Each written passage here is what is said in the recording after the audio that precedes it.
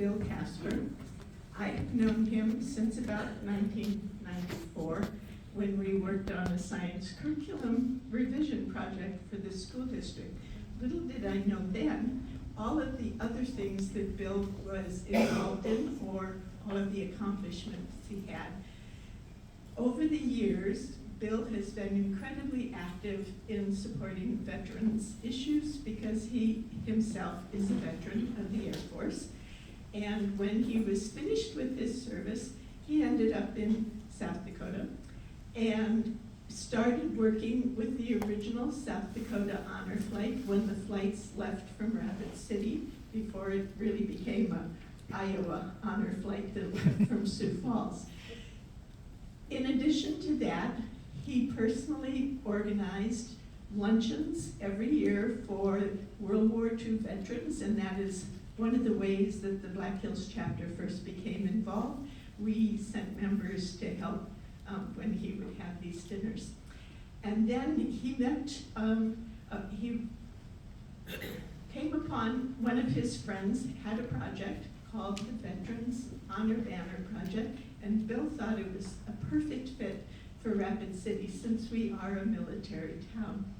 So in, I think, 2014, he took this project and got approval from the city, and they started out with 18 banners on some of the main drags in town. To date, we have now over 400 banners, and if you are in Rapid City anytime between Memorial Day and Veterans Day, you can hardly miss the banners. They're hanging on the light poles all over town. It's expanded from the downtown to the western part of the town, so as you're going through almost any of our parks, you will see some of the banners. One of my favorites was when I came out of the beauty salon and I saw on the light pole there, they had a Civil War soldier honored on one of the banners.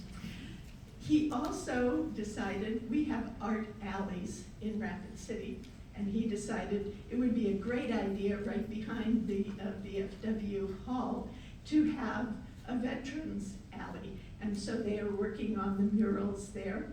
And I thought he was a perfect candidate for, excuse me, the highest award that the National Society Daughters of the American Revolution hands out, and that is the Medal of Honor. And in order to acquire this honor for our veteran, you have quite a nice lengthy process to go through. Letters of recommendations, have to get their birth certificate, which I was a little hesitant to ask for, but Bill graciously allowed me to have it.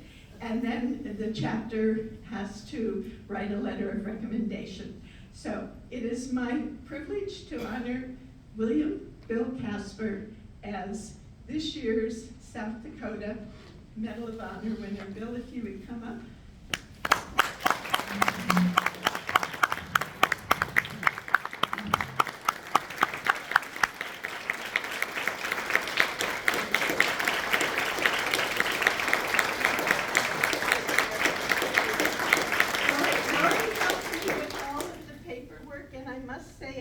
Truly amazed at how fast we got the acceptance, and we also have a medal. May I pin this on you? You may.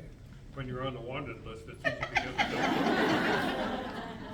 Now, if I can get rid of it, some of the easy ones. Here. I know I'm short. I'll never be able to get up.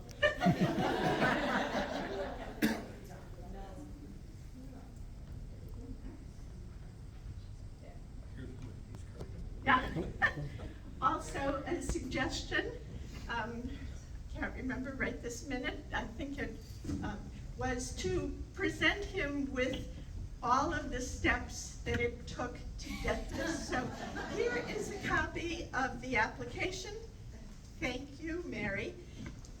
The application, all the letters of recommendation, and all the emails that were sent to everybody who had anything to do with this, and a couple copies. So there you are.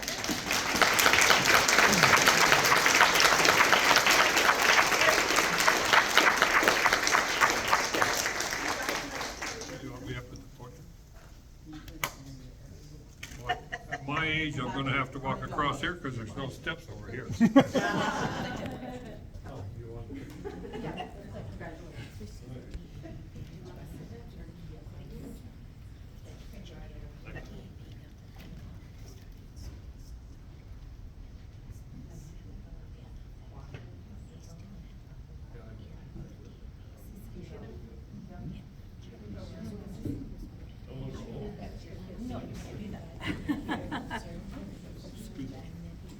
Leave that here. There's no steps over on the other side. At my age, I'm not gonna try.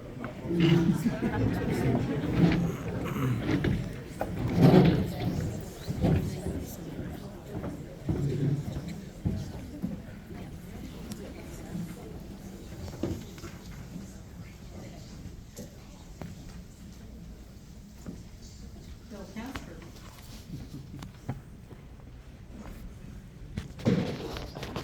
I'll use both. Okay.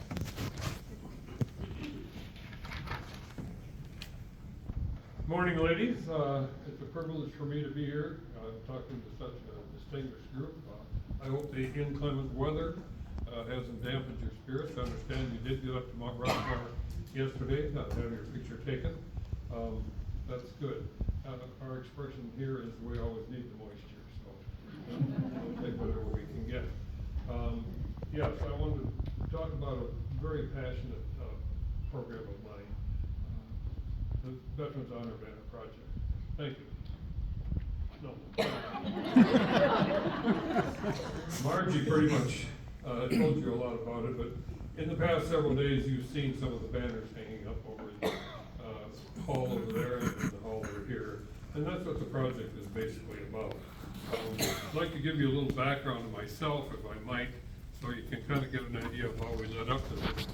Some of what Margie already talked about. But, I'm a World War II baby. I was born 3.5 months after the Germans invaded Poland to start the Second World War. So I grew up learning something about the war. A little anecdote maybe that some of you can relate to. When I was a kid, when we ate something out of a can, we not only cut the top off the can, but we also cut the bottom off the can. And then we put the top and the bottom in the can and crushed it and put it off with a metal. Maybe some of you did the same thing at your house. Another project, I had 3 uncles and 2 cousins that served in the war.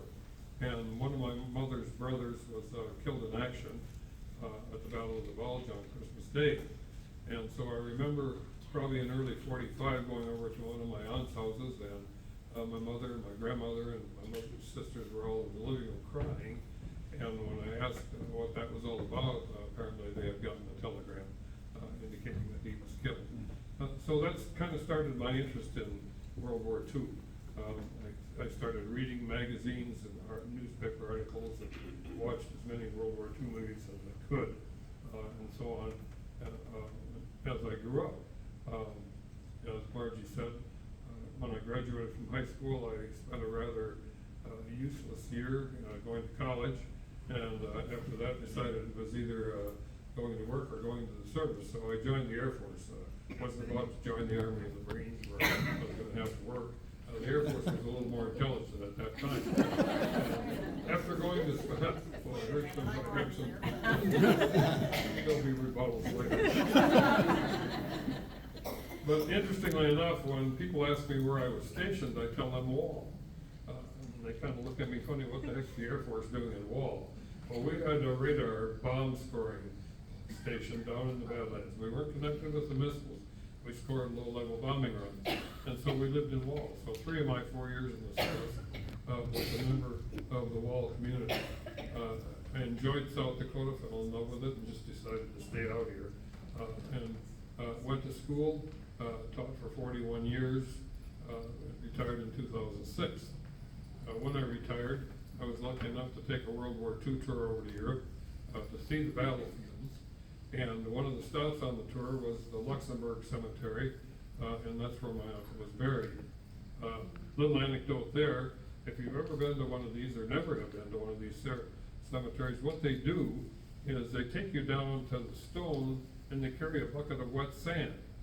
And I was kind of wondering, well, what are they going to do with that? When they get to the stone, they rub the stone with that wet sand and then wipe it off, and the sand sticks in the letters, so they stand out, and which allows you to take a picture of the stone. It's rather unique in that respect. As Margie said, when I got out and doing that in 2009, I was fortunate enough to be on 2 of the honor flights in 2010 and 2011, and got to know quite a few of the veterans. And after the flights ended in 2011, I would visit some of these veterans, take them out to lunch and play cards with them and so on. And after about 3 years, I got to thinking, we're not doing anything for these veterans anymore. And that's when, as Margie mentioned, I started hosting these luncheons. At the beginning, I think we probably served up to 350 people, veterans and their families, picnic style lunch, hamburger and so on. And they traveled from all over western South Dakota to come to Rapid City. And I think it gave them a chance to reconnect and talk about some of the events that happened with their buddies. And I had that luncheon every year until COVID struck, and then we had to quit. And after COVID was over, the number of veterans who were still living had decreased. A lot of them had health problems, so we couldn't do anything more.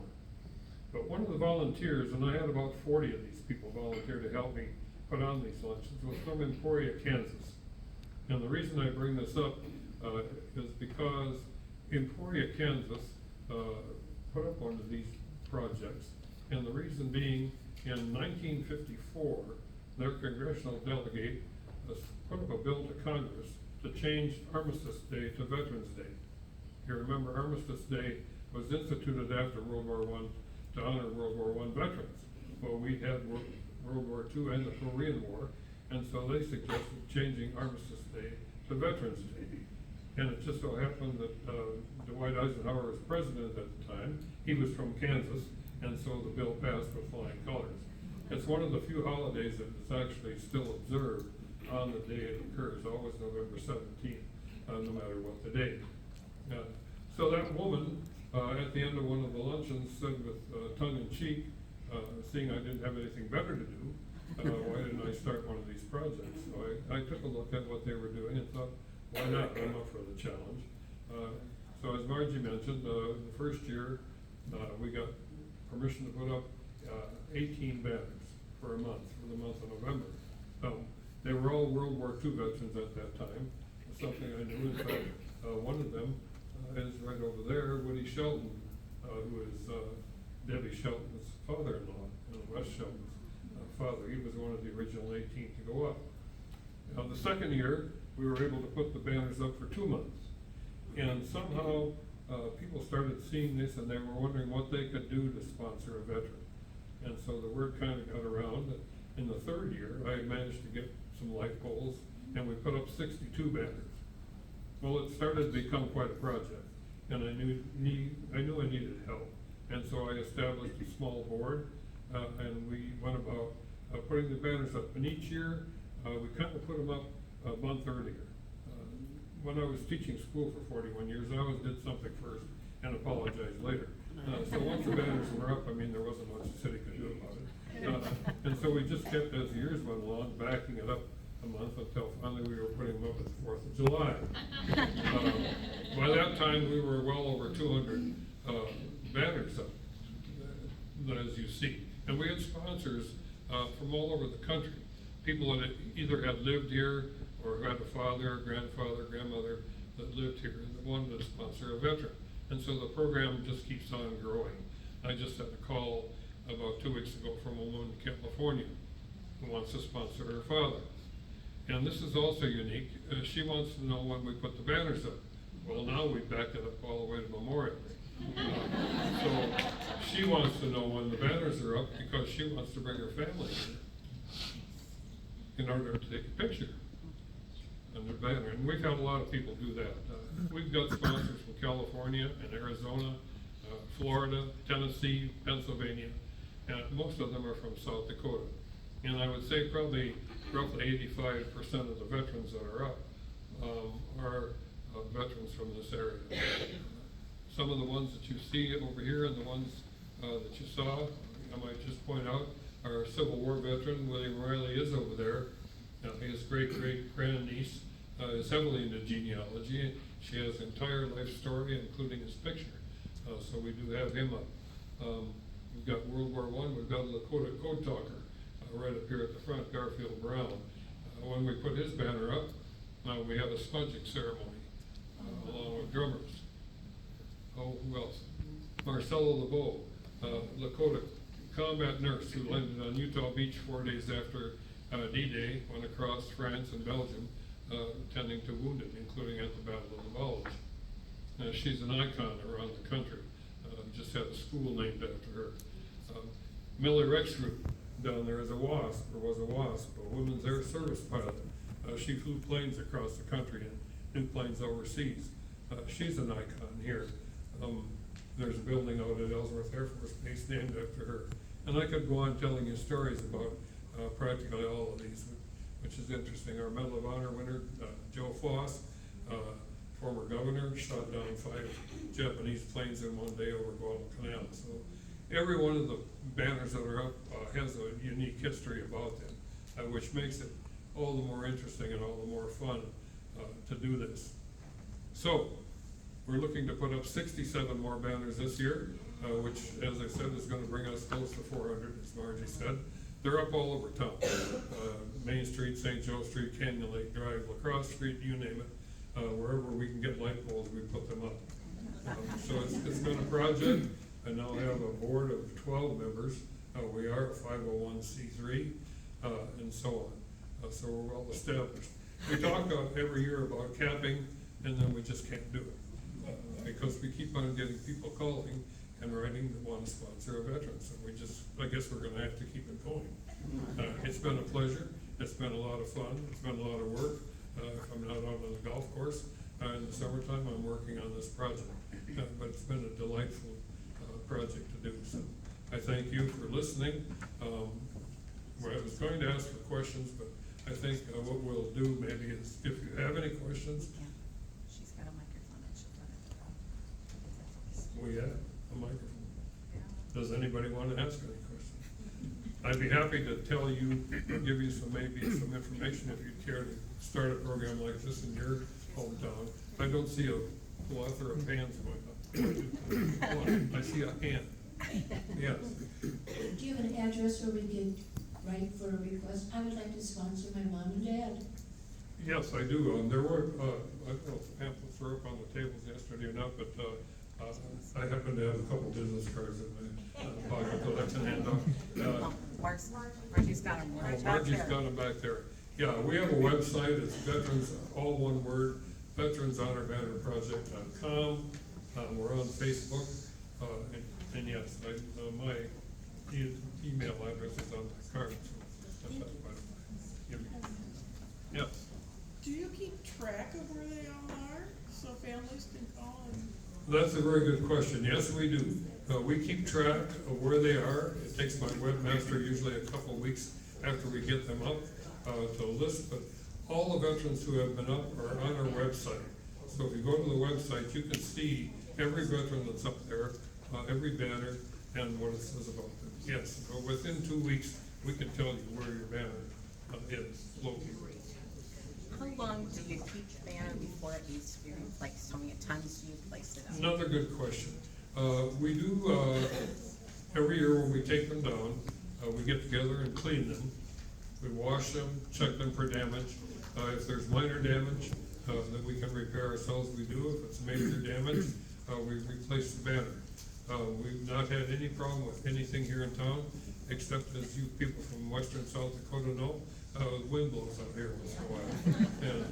And that has caused us some problems sometimes, but we do replace the banner if it needs to be replaced. The people pay for the banner and a certain number of years of hanging costs. And when it comes time to renew, I think over the years, we've only had maybe about 10 or 12 people that have requested not to have the banner back up. What percentage of women are over here? Not enough. What percentage of women are you getting on the Yeah, banners? not enough. I think we probably only have maybe 16 women on banners. We just, I wish we had more. I wish we had more Native Americans.